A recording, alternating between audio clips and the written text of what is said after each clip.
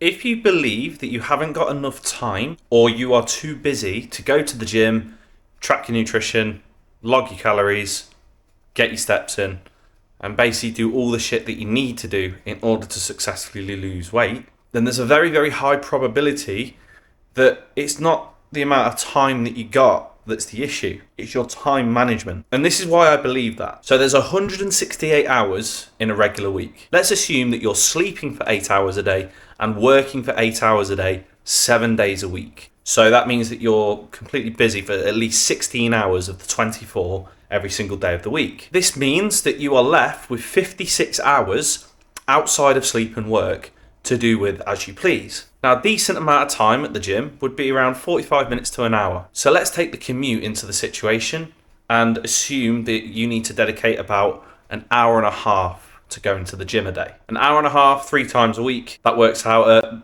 my maths is awful. 4.5 hours. Logging your food every day and tracking your calories every day literally takes about 5 minutes. So all you need to do there is not watch 5 TikTok videos and you've got enough time to do that every day. But let's assume over the course of the week, tracking your calories and tracking your food equates to about another 45 minutes. That means that you need to find around 5 hours and 15 minutes, if we're being really, really generous about it, over the course of the week to go to the gym and to track your calories. Take that away from the 56 hours, and if we're being a little bit more generous because of my poor math skills, that still leaves you around 50 hours over the course of the week for whatever it is that you want. 50 hours, and that's minus the gym, that's minus tracking your calories, that's minus work, that's minus sleep. Granted, there's more in our lives that we want to do than simply sleep, work, gym, and track our food, but 50 hours is more than enough over the course of the week. And I understand if you're probably like a single parent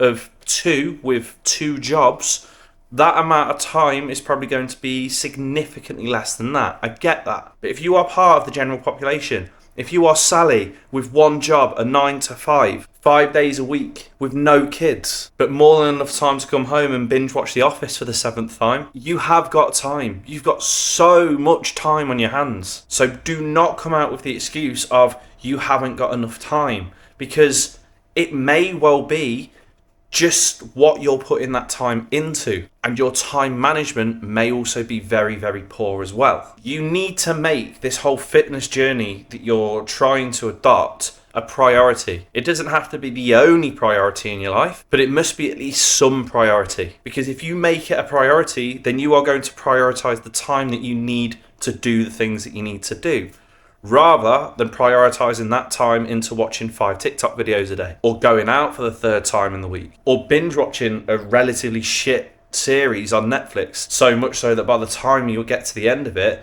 you're going to think, why did I just do that? Like, it was pretty poor. You're investing time into the wrong places. And if you don't believe me, let me ask you this question. Can you remember the last 10 TikTok videos that you watched?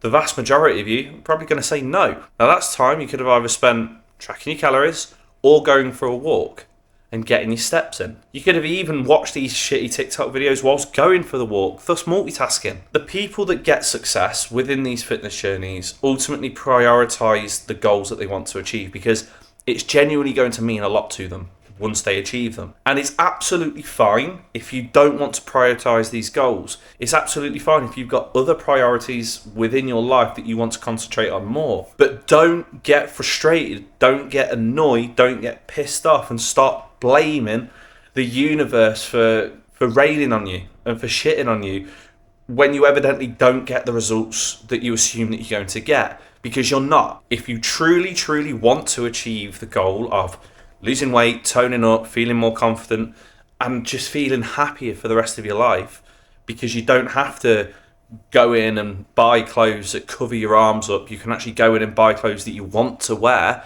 that make you look fit, that make you look sexy, that makes your partner look at you and go, I can't wait to rip your clothes off. If you want to achieve these things, then you need to start prioritizing the time spent doing the things that you need to do, rather than, to an extent, wasting that time and then blaming the fact that you don't have enough time, because you do. You 100% do. So I recommend start working on your time management. Make a calendar, make a diary, make a checklist. These all sound very, very, very generic and very, very basic. But let me ask you this. When was the last time that you skipped a very important meeting at work once it was written in your diary? 9 times out of 10, you probably don't. That's because it's a non-negotiable, it's written down, and there's consequences for you not doing it. So write down in your calendar and log out time to go to the gym, like important non-negotiable meetings at work. Get that accountability from somewhere, so you know that if you do not go to the gym, or you do not track your calories, or you do not get your steps in,